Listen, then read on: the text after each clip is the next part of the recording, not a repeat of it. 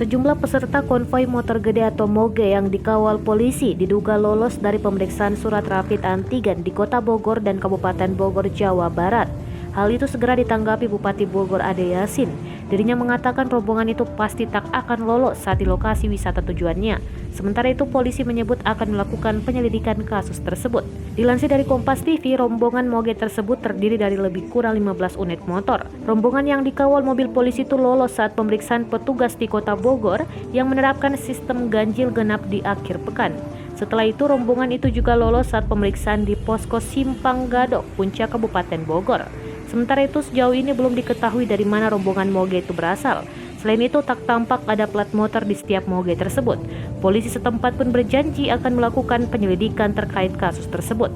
Kami juga akan melakukan penindakan.